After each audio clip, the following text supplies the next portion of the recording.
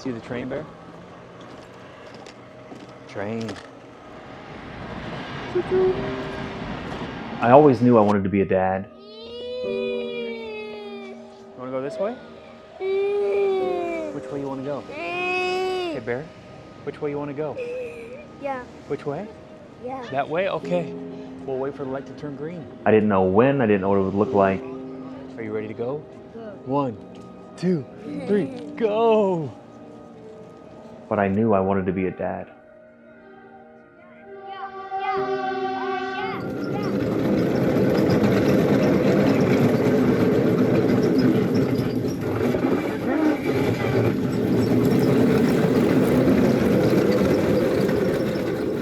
Lukey is one of the happiest souls you'll meet. He has pure joy. I'm Jennifer Allen. A lot of people call me Jen. I'm Jeffrey Allen. Been married to Jen for 10 years. And we have 2 amazing boys, Jack and Lucas. When he looks at you, there is no agenda. There's nothing. So for me, when I can get myself out of the way enough and just enjoy that, he will light up my world. Bye. And I will forget how hard it can be because all he wants us to be is present. Oh! So Lucas finds joy in what he's doing. And he's a happy boy.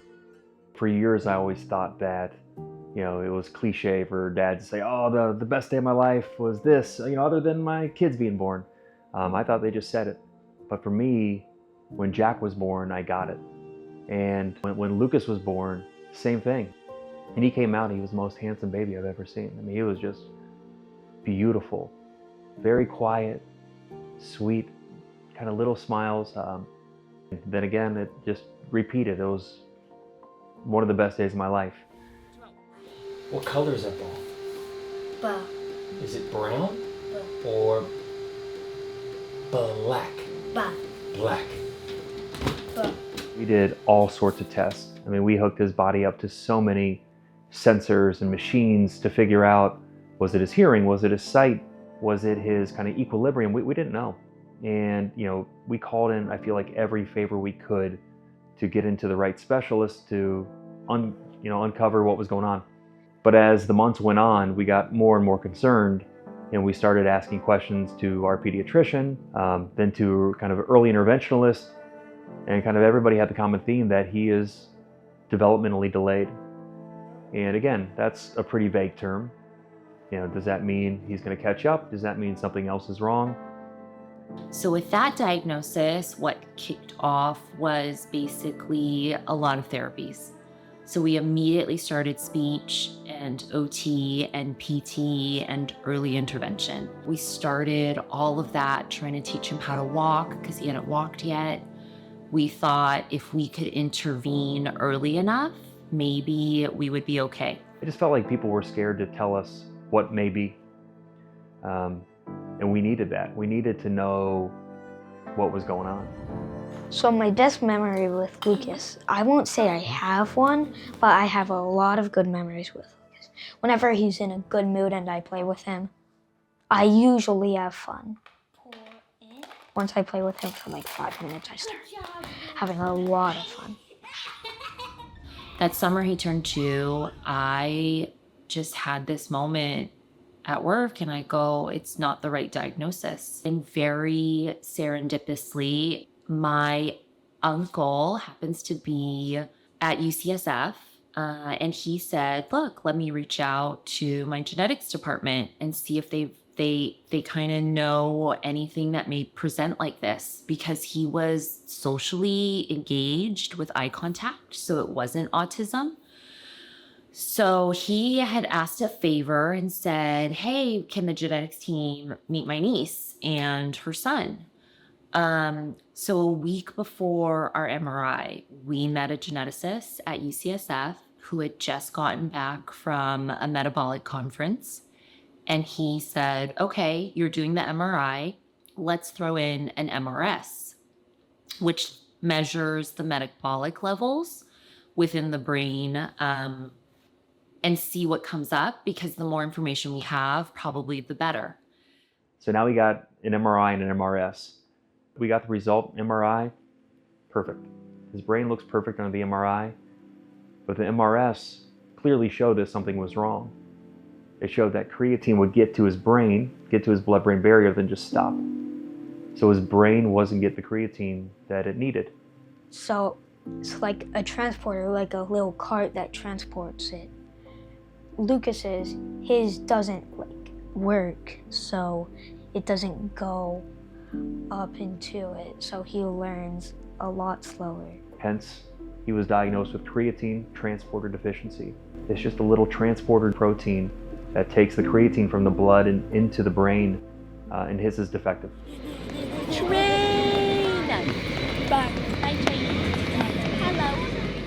And I remember having missed 7 calls from my pediatrician.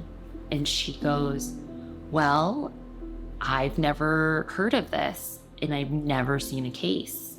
I got scared, and it wasn't really, for me, it was for what I had to tell Jen. There's 3 creatine deficiencies. You have AGAT, you have GAMT, and you have CTD. The first 2, if diagnosed and treated properly, the kids can thrive. The kids can have somewhat normal lives, meaning they can go to high school, they can go off to college, they can play sports. But the third, CTD, which Lucas had, there wasn't a cure. There wasn't a treatment. Those kids don't go on to have normal lives. They will always need assistance with activities of daily living, meaning that they're going to live with their parents forever. And I called my best friend, who is a speech therapist. I was like, have you heard of this? And she goes, no. And then she goes, he'll be okay. He'll be okay. We'll figure it out. He's delayed. I didn't know what to feel, because I didn't know what I could hope for anymore. You know, it's a very rare condition. There's less than 500 globally diagnosed, though it's probably severely underdiagnosed because Lukey got the global development delay diagnosis. Like we said, there's no treatment. Almost every doctor we talked to, including Lukey's team on the ground, from genetics and neuro and pediatrics and labs, had never seen his condition live, much less knew a solution on how to treat it or what it meant. So my understanding of the disease is that it can be quite devastating to families. And so the disease doesn't show itself at birth. It's as the child is developing that parents will notice deficits in the development of the child. And since all children develop at different rates, sometimes you're not sure whether you're seeing something or not. And so awareness of the disease and knowing that there's genetic testing available can be highly valuable to those families and those patients by identifying the disease as early as possible, getting the patients into treatment as early as possible, and avoiding misdiagnoses. And I could not believe that there was not a solution. Obviously, I was a little naive. You know, I didn't realize how complex getting drugs and getting therapies to the brain is, but it still didn't change the way I felt. You know,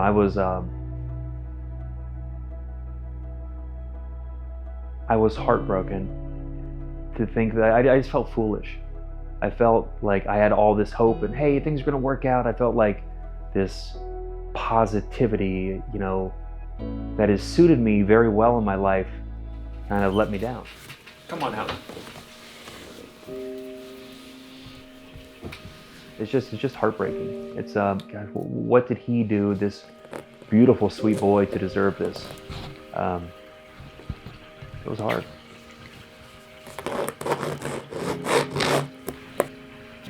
Yeah, get a book. Oh no! Oh no!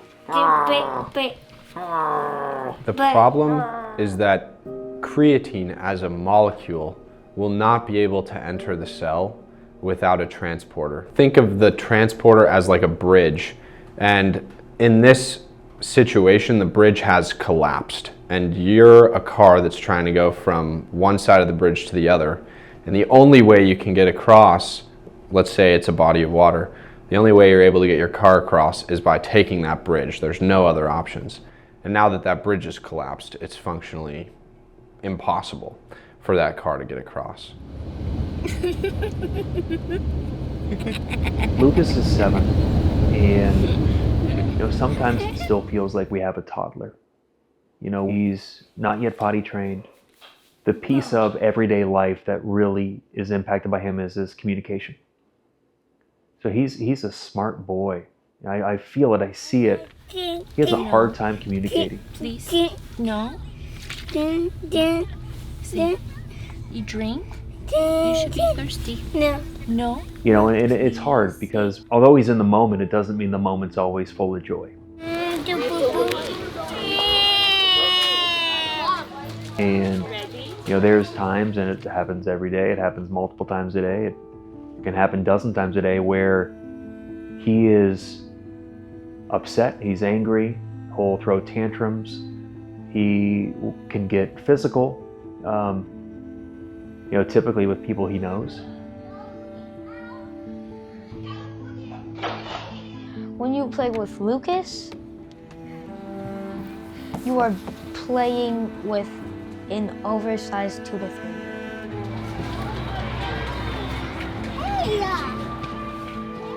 Once he grabs something and puts it back, you know he's gonna throw it, even if he's in a good mood.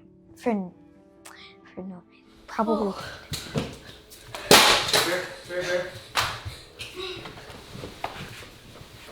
Bear. Oh, my book, I don't care. Bear. I don't care. I had to grieve the life I thought he would have. When you have children, what you hope for them and for their childhood, but their upbringing to adulthood and their futures. That's what came with the diagnosis. And I think it's important that parents be given the space to go through whatever that looks like for them. So stinky. It's so stinky. Lukey probably saved our marriage because our purpose became greater than just our own needs. But ultimately, his existence is also why I know I can do really hard things. Bye.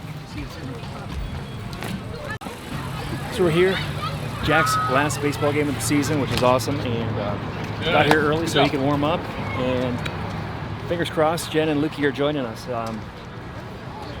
We don't know what's going to happen because we don't know if how Lukey's going to behave, or if he's finished lunch, or how he's feeling. This is right in the middle of the day. This is right in the middle of Lukey's usual nap. So we'll have to see if he gets tired or if he's going to brave through and see his brother's last game. I got a chair for him just in case. Yeah, good watching. Jack. Can you say Jack? Yeah. Look, Lukey. Lukey bear.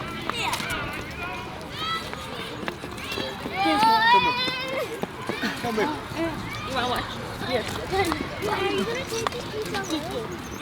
Well, I asked him, I go, do you want Lukey to come to games? And he goes, nah. And I go, are you embarrassed? He goes, sometimes. I go, what about it? He goes, I just don't know what he's going to do. So, you're just fair. I think it's neat for him to know that we're all here I know. and to see Lukey smiling and having fun.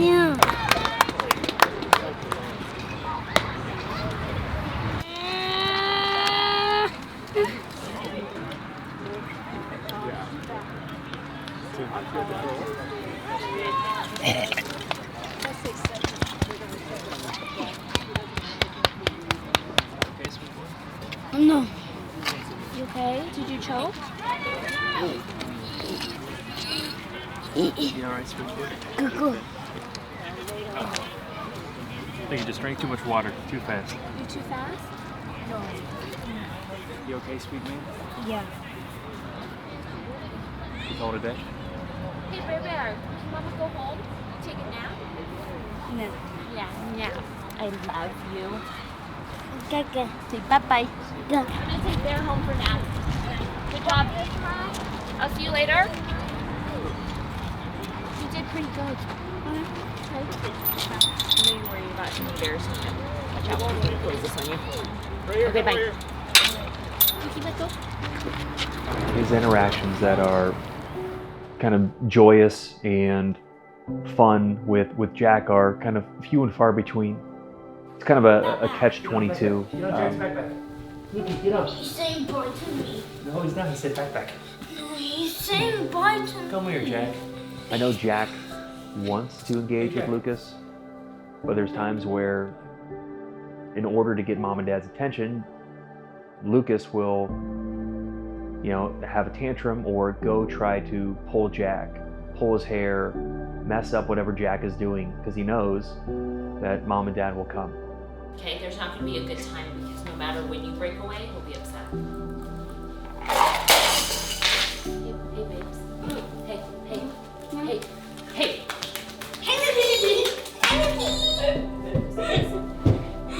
Bear, come down. Brother's gonna shower. Can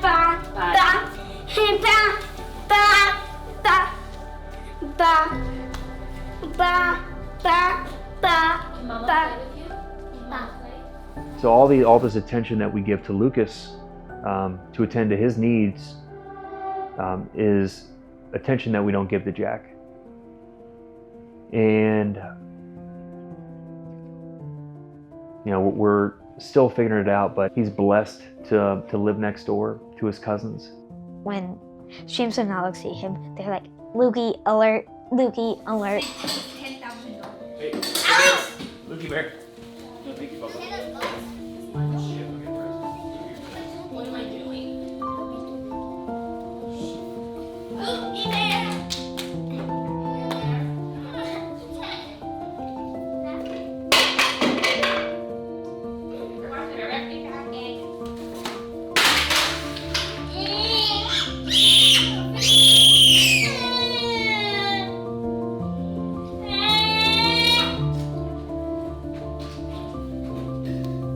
So Lucas loves his cousins. They live right next door. One of his cousins is just 3 months older. So they're in essence the same age. And if Lucas had, kind of a neurotypical kiddo, they'd be playing and hanging out every day. They'd be best friends. And Lucas wants to play with them. You can see it. Yeah, you like playing with your cousins? He wants to play with them, but his condition doesn't allow it. Things will go well for a few minutes, and then things kind of just turn on a dime, and we'll pull them or yank them or get aggressive, and it's hard. It's hard for him, and it's also obviously hard for the cousins to want to play with Lucas when you're always thinking that you're going to get pulled or yanked.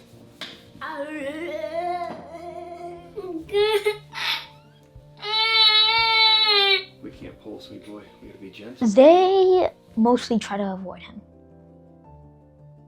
How does that make you feel? I can see why. Because it's not like they're with him all the time and know how he behaves. Are you all done throwing? You all done throwing? What did you get for the turkey? Are you done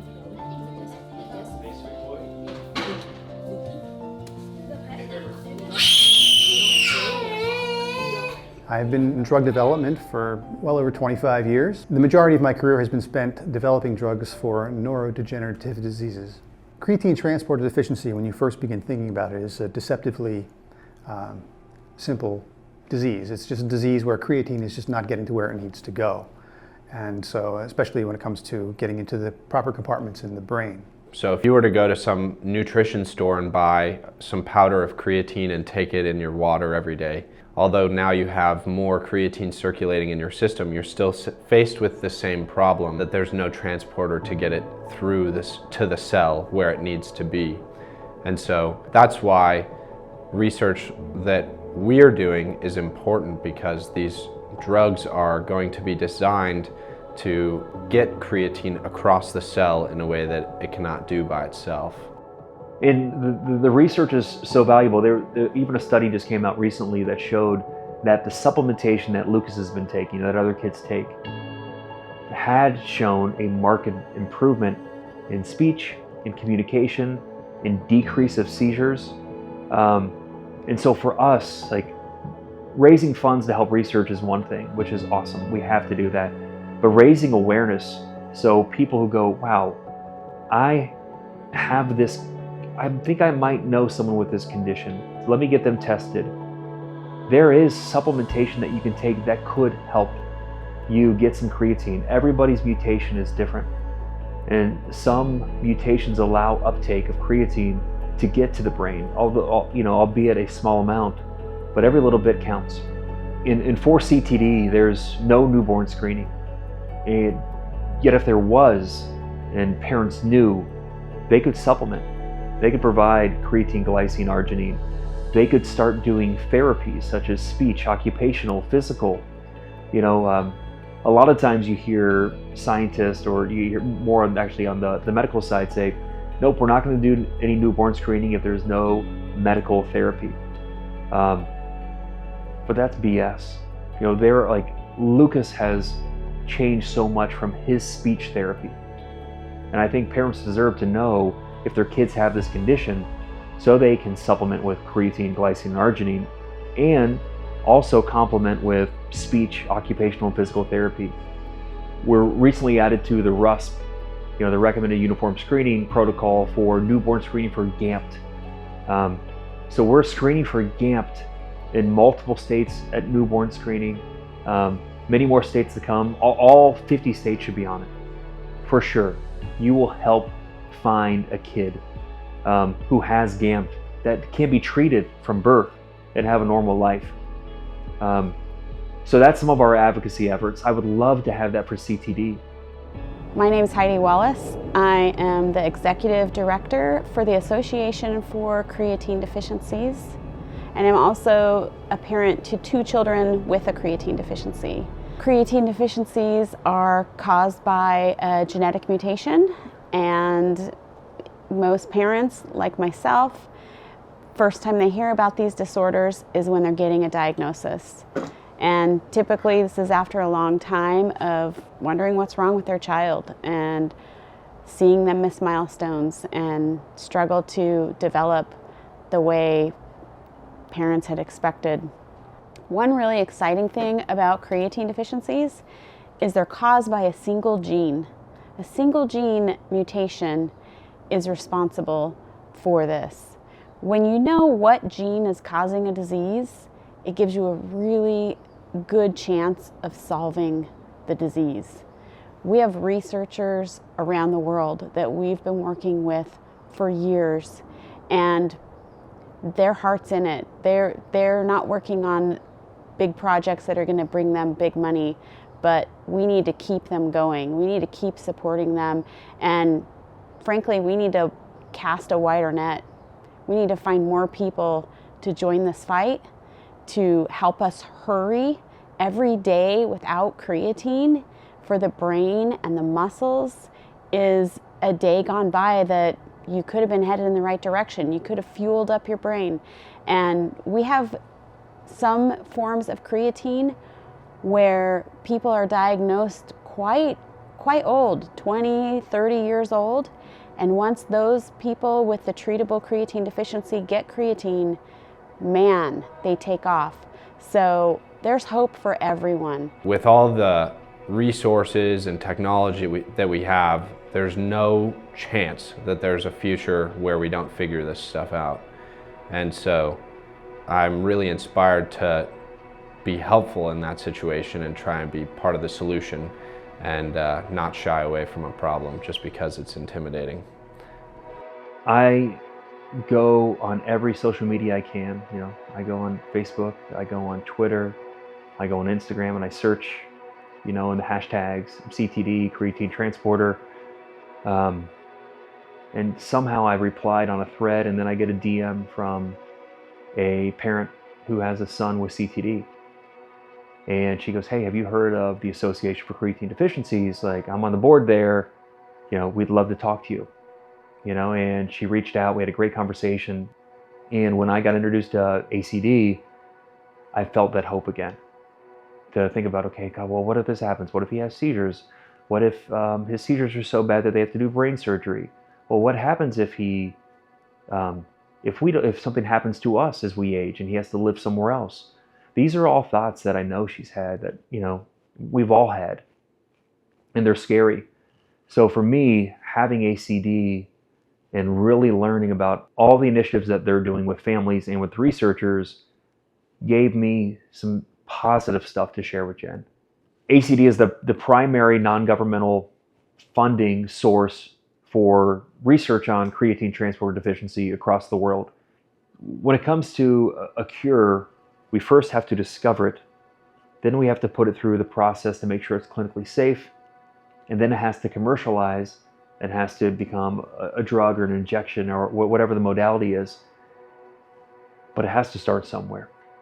The amount of research and the amount of research gains in the last kind of 4 or 5 years since I've been involved is astronomical. It's unbelievable. And the community of researchers are so collaborative. People are sharing information and data to help advance this because they understand that they have met these kids to actually put a face to these molecules that they're moving around on the computer screen. There are lives that are impacted by what they're trying to study and what they're trying to discover. Having the opportunity to meet kids who have CTD is instrumental in my source of motivation to try and look for something that can be used as a therapeutic for the disease. And so, in my experience, meeting with different people who have CTD, that's put a face to the issue for me and has been really paramount in my motivation when I keep trying to summit that mountain of challenges. I do think that aligning the different scientific groups that are working on this, along with funding agencies and advocacy groups, that there is a lot of hope in coming up with a treatment for this chronic disease. Oh!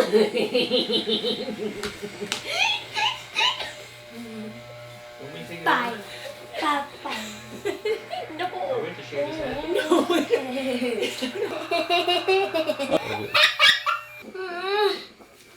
love you. Go. Bye. Okay. Go in. And it probably wasn't until he was 6, 7, 8 months old where we saw some things that didn't line up with Jack's milestones. So, you know, the optimist in me was, everything's going to be okay. He's just a little bit delayed. He's kind of behind. And, you know, that's common. I mean, obviously, if you have 2 children, one's going to be in front of the other. Got his hair cut in. Now it's bath time. This is a fun little time. We do this is every night, almost. We'll do a bath or a shower. He's been in the showers lately, so I'll get him set up in the shower. All right, so I get his PJs, I get his diaper, I get his sleep sack, get floss, get his toothbrush, get his wet paste, all ready. So when we're done with the shower, we get him dressed, get on a sleep sack, we brush his teeth, and then we go play for a little bit. It's been nice now that he'll watch an iPad. But you know what I was thinking today, Jack? He did pretty good at your baseball game. So now I'm starting to wonder if mommy's actually holding Lukey back on doing things, and maybe I should try harder. What? I was thinking Lukey did so good at your baseball game that maybe I should take him out more. Because maybe he'll do better, and maybe it's mommy that's so worried, and he'll be fine. What do you think? Do you think I'm the problem? Hi. It's me? Sometimes, yeah. In what way? I'm nervous. Yeah, like me and you get so nervous. Yes, but I don't have the decision Power. that Lucas. Yeah. So, based on today's baseball... No. Thank you. Who's gonna Based on today's baseball game, do you think Mommy should take that as a sign that I should... Yes. Once I realized what this disease was, I go, okay, there's no cure, there's no therapy, there's not much we can do for the brain. But Jennifer, there's stuff we can do for his heart. You know, and so how do we love him? How do we find out what excites him and give more of it? How do we bring more smiles to his face? For what he watches, he loves trains. So we go on a ton of walks, and we started going around, and every time we'd go to kind of a train crossing and they would come down, he would get excited, and he would like make noises and look back at me to see if like I'm as excited as he is, or hey, do you see this, Dad? He's living in the now, and it's actually pretty inspiring. I really feel that he has so much joy to give and share because he's in the moment. And when you can get in that moment with him, there's nothing like it.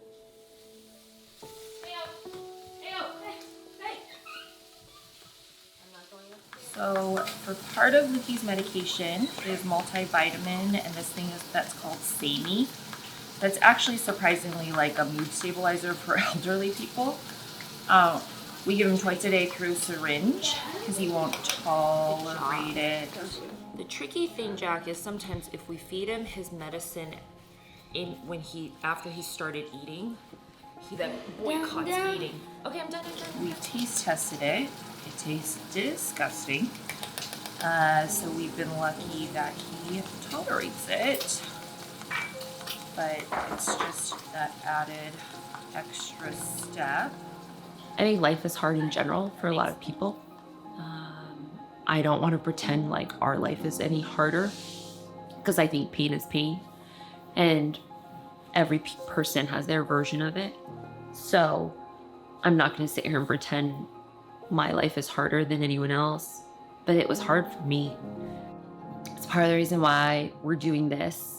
Is we've been really blessed with our community, but sometimes we don't think that everybody has been given the chance to understand our journey medically, scientifically, but also as a family.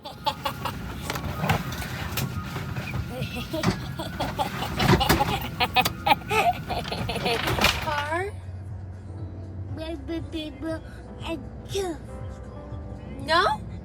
Yeah. Should we go home? What? Oh. Home. Oh. Home. And why, when we ask and we ask again, and then we ask you to show up again for donations, is because we think we have a chance. We think we have a chance that I don't have to look at Jack and go, I'm sorry you don't have a normal sibling like your cousins do. Because sometimes that's what he wishes for. You know, he wishes he had a brother that could talk. Papa. Papa? Papa. What did you say? Or that could play with him. Or when he asks, really sincerely and sweetly, but asking, where will Luki go when you and Daddy aren't here? And I think at 9, he like feels the pressure and the responsibility. Luki probably saved our marriage because our purpose became greater than just our own needs. But ultimately, his existence is also why I know I can do really hard things. And when I thought it couldn't get any harder, you know, he had other plans to show me what resilience was and what commitment was to a partner, to a child, you know, to myself. So that's been part of the last 5 years as well, being his mom and being Jack's mom. Sometimes he comes back from school And we know it was a good day, but he's also super happy to be home. He moves around Jack, and they have small interactions that are really big deals for us. When we can stop long enough to enjoy that, we're like, he's here for us. You know, he's here to make us better. So great days are available if I just make the space for them. It's not just about Lucas. He and I are here together to do something bigger. And that means, how do we help the other kids? I would love for parents to know early on if their kids are suffering with CTD and not have to go through the multiple year diagnosis journey like we did. There are lives that are impacted by what they're trying to study and what they're trying to discover. I am confident that with the right researchers and a very dedicated group of parents, that we will fund and find a cure. And although we can't turn back time with Lucas, we can't go back to when he was a baby and give him this cure, I think we will see significant changes in the way he communicates, the way he interacts. Fast forward 7 years from now, to have a kid who is born with CTD, to get diagnosis at birth, to therapies soon thereafter, so that kiddos who are born with CTD can have an everyday life like your son or your daughter. That's the ultimate dream. Like for me, it's that would be the legacy, like knowing Lucas and knowing how sweet of a boy he is.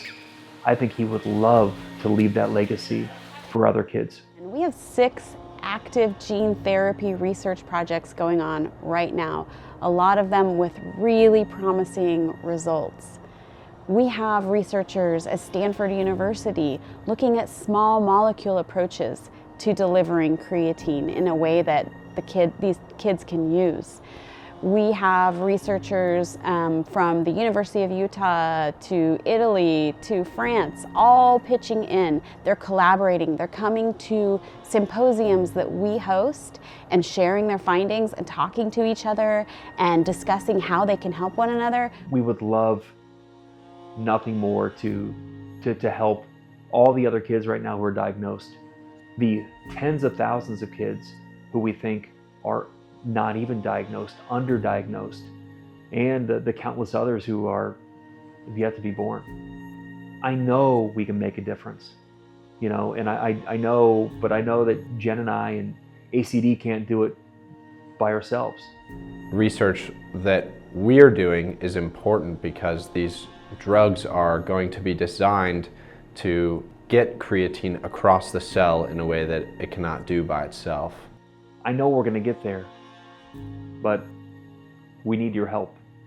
With all the resources and technology that we have, there's no chance that there's a future where we don't figure this stuff out. At the beginning of 2023, the Secretary of Health and Human Services signed off on all states being recommended to start screening for this creatine deficiency because of the power of that early intervention with creatine delivered properly.